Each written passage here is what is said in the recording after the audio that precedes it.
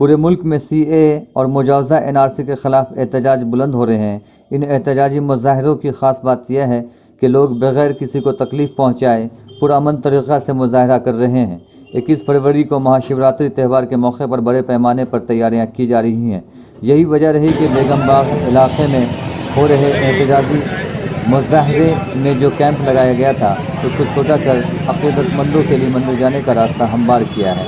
मुजाहिरीन का यह भी कहना है कि मंदिर जाने वाले अक़ीदतमंदों को कोई दुश्वारी पेश ना आए, इसके लिए ट्रैफिक निज़ाम को बेहतर करने के लिए हमारे वॉलंटियर अपनी खिदमत देंगे।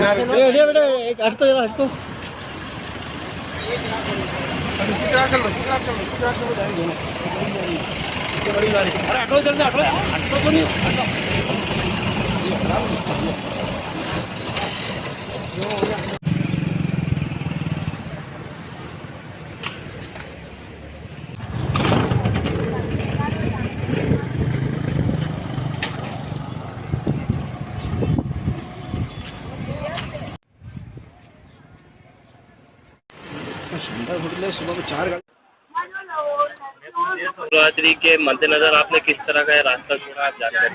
भाई आने वाले श्रद्धालुओं के लिए जो है तो रास्ता 70 फीट हमने जो है तो हमारा पंडाल छोटा किया गया, 40 फीट पे हमारा पंडाल है अभी।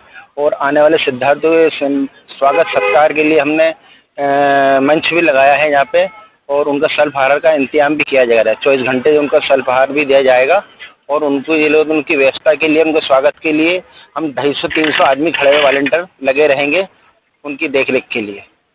और किस तरह से व्यवस्था रखेंगे? पार्किंग वगैरह के लिए भी क्या कुछ? पार्किंग के लिए भी अलग से व्यवस्था की गई है। हमारे वॉलंटियर अलग अलग पे जो है तो फ्लैग मार्च करते रहेंगे, तो कोई समस्या नहीं आए, रास्ता नहीं भटके और सही जगह पर सही मुकाम पर पहुंच जाए दर्शन के लिए।